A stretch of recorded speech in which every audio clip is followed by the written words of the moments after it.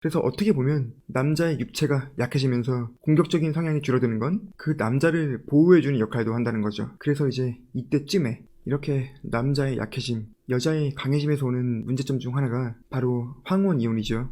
안녕하세요, 공달입니다. 제가 사는 동네가 어른들이 많은 동네거든요. 답심리 청량리 인근인데 주변에 전통시장도 있고 어르신들 위한 상권이 정말 많이 발전돼 있어요. 요즘 제가 정말 대한민국이 고령화되고 있다고 느끼는 게 막 우리 같은 젊은 사람들이 몰리는 번화가는 지금 되게 한적하고 노인들이 많이 몰리는 곳들은 점점 사람들이 자꾸 늘어난단 말이야. 우리가 젊으니까 우리가 다니는 길에 어르신들이 많이 안 보일 뿐이지 노인을 위한 인프라가 많은 곳은 젊은 사람들이 모이는 것보다 사람들이 더 많이 몰리더라고요. 각설하고 오늘은 왜 남녀가 늙으면 남자는 여성스러워지고 여자는 남성스러워지는지에 대해서 얘기를 해볼 건데요. 내가 어쩌다 이런 생각을 하게 됐냐면 제가 한식 뷔페를 되게 좋아해요. 싸고 맛있잖아. 한 달에 두세 번 정도는 여자친구랑 같이 방문해서 배부르게 먹고 오는데 거기 사장님이 할머니까지는 아니더라도 약간 연세가 있으신 아주머니예요. 아무튼 그 뷔페 건너편 골목에 차를 대고 밥을 먹고 있는데 웬 할아버지가 문을 열고 들어와서 에이 저기 승용차 저 하얀 차 차주인 누구야? 나와!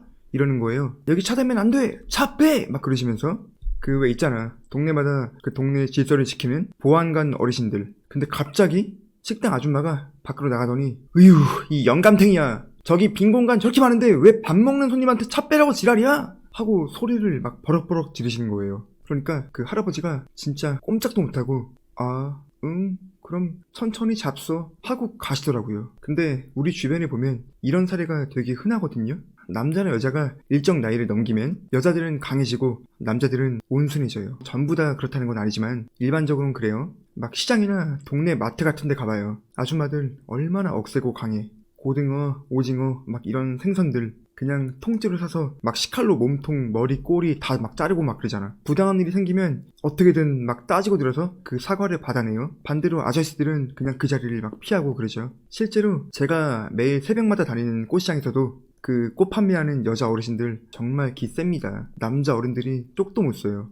아마 여러분들도 아시는 분들은 아실 거예요. 한 10년 전쯤에 옥수역 귀신, 봉천역 귀신 막 이런 되게 무서운 웹툰이 유행하던 때가 있었어요. 나도 내 방에서 혼자 보다가 그 귀신 나오는 부분에서 으악! 하고 막 거실로 뛰어나왔단 말이에요. 근데 내 동생도 그걸 보고 똑같이 소리 지르고 거실로 뛰어나왔어. 그래서 우리가 이거 개 무섭다. 엄마도 보여주자 하고 엄마가 퇴근했을 때 엄마 이거 좀 봐봐 하고 엄마한테 그 옥수역 귀신을 보여줬어요. 근데 엄마는 귀신이 나오는 장면에서도 아주 덤덤하게 오 끝이야? 하더니 아주 그냥 태연하게 표정 하나도 변함없이 밥상을 차리고 계셨어.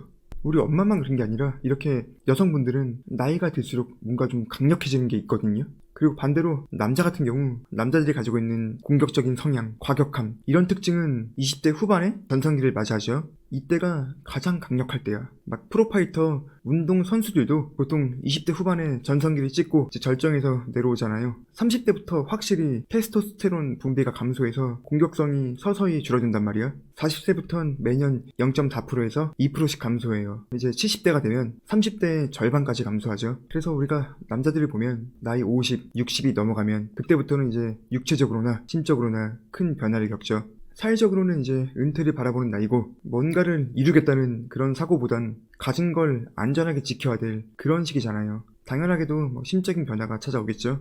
우리가 막 20, 30대 느꼈던 그런 외롭고 고독한 감정이 아니라 뭔가 연하고 순해지고 부드러워져. 평생 꽃 한 번 사보지 않았던 아빠가 막 퇴근길에 꽃을 사서 딸이나 아내에게 선물한다거나 취미도 막 스포츠 이런 동적인 취미에서 벗어나서 원예, 등산, 낚시 이런 자연 친화적인 것들로 바뀌어요. 그리고 이때부터는 혼자 있던 걸 좋아하던 남편들이 오히려 아내를 찾는 경우가 많거든요. 막 30대, 40대 때는 아내가 애들 데리고 친정을 가. 그럼 얼마나 좋아. 남편들 막 게임하고 술 마시고 친구들 만나고 하면서 되게 좋아하잖아. 근데 부부가 나이 50, 60을 넘어가잖아요. 오히려 남편들이 아내랑 같이 있고 싶어하고 뭔가를 함께 하고 싶어해. 근데 아내는 남편 말고 그냥 동네 아줌마들이랑 막 쇼핑 다니는 걸 더 선호하고 자유롭게 마실 다니고 싶어 하죠. 20대, 30대에는 여자들이 남자랑 같이 뭔가를 하고 싶어 하고 의지하고 기대는 성향이 좀 강했다면 이렇게 인생의 황혼기에 접어들수록 반대로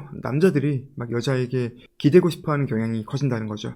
뭐 여기에는 여러 가지 이유가 있겠지만 첫 번째로 역시 남자의 경제력의 상실과 남성성의 사라짐을 말하지 않을 수가 없겠죠. 이 말에는 여러 가지 의미가 담겨 있어요. 일단 나이가 한 60쯤이 되면 은퇴를 했거나 은퇴를 고려 중일 나이예요. 적어도 내가 직접 생산을 하는 그런 포지션에서 벗어나서 내가 벌어놓은 걸 지켜야 되는 입장이 된단 말이죠.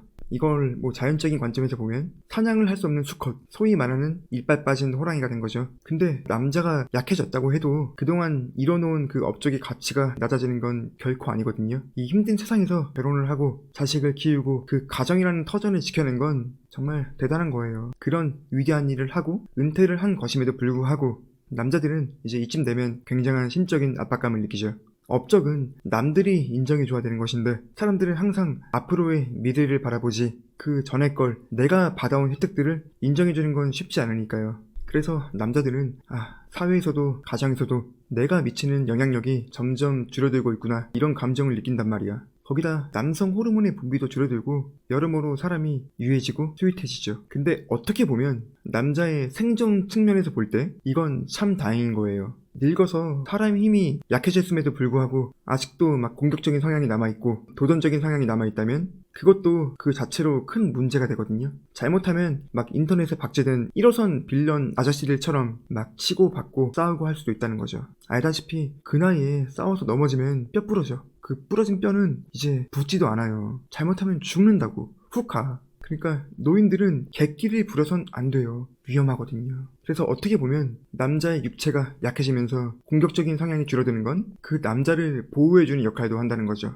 반대로 여성들은 심적인 변화도 그렇지만 아무래도 외적인 변화에 더 큰 영향을 받거든요. 남자들이 갱년기를 거치면서 남성성이 줄어들어 연해지듯이 여성들도 그 폐경기를 거치면서 여성성이 줄어들고 아무리 메타인지가 되지 않던 사람이라고 하더라도 그쯤 되면 이제 내가 아름다움에선 점점 거리가 멀어지고 있음을 느껴요. 그래서 젊었을 때보다 뭐 명품, 귀걸이, 액세서리 이런 것들에 좀 더 신경 쓰고 나를 치장하죠. 더 이상 내 외모가 반짝이지 않으니까 막 반짝이는 액세서리 뭐 그런 것들에 더 매달리는 거예요. 매달리기보단 의존한다는 표현이 좀 더 어울리겠죠. 그리고 여성들은 이제 보호받는 느낌보단 좀 나서고 이렇게 능동적으로 행동하는 입장으로 점점 변하거든요. 뭔가 어릴 때에 비해서 겁도 없어지고 조금 더 활동적으로 움직이고 싶어하는 여성들이 늘어나요. 그래서 이제 이때쯤에 이렇게 남자의 약해짐, 여자의 강해짐에서 오는 문제점 중 하나가 바로 황혼 이혼이죠. 그러니까 신혼 때부터 황혼기까지 부부의 경제력이 전적으로 한쪽에 의존하는 경우, 뭐 요즘은 주로 남성들이겠죠.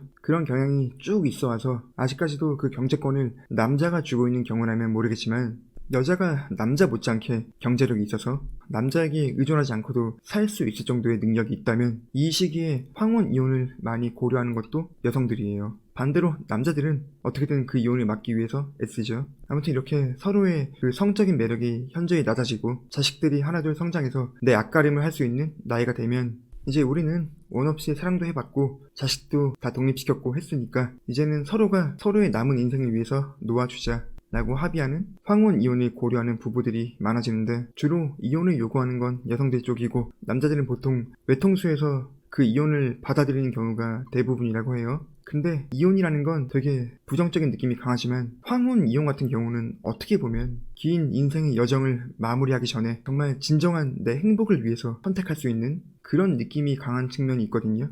어쨌거나 내가 사랑하는 사람을 만나서 수십 년을 함께 해왔고 자식들을 키워서 다 독립하게 만든 다음 각자의 삶의 마무리는 각자가 원하는 대로 매듭을 짓는 과정이니까 한 사회의 구성원으로서 열심히 삶을 살아왔고 얼마 남지 않은 여생을 내가 살고 싶어 하지 않는 사람과 살겠다, 더 이상 살지 않겠다 라고 결정하는 부분에 있어서 뭐 감히 누가 뭐 옳다, 그르다를 평가할 입장이 아니라는 거죠. 여기서 남자들이 오해하면 안 되는 게 어디까지나 동등한 비슷한 경제권을 가졌을 때 이야기예요. 또 뭐 이걸로 무슨 뭐 약속의 황혼 이혼이다 이런 얘기는 좀 안 했으면 좋겠어. 저는 여러분들이 조금 더 현명해져서 막 이런 혐오와 분노에 빠질 시간에 외적으로 본인을 좀 더 가꾸고 성숙함으로써 이성들에게 어필할 수 있는 사람이 되었으면 좋겠어요.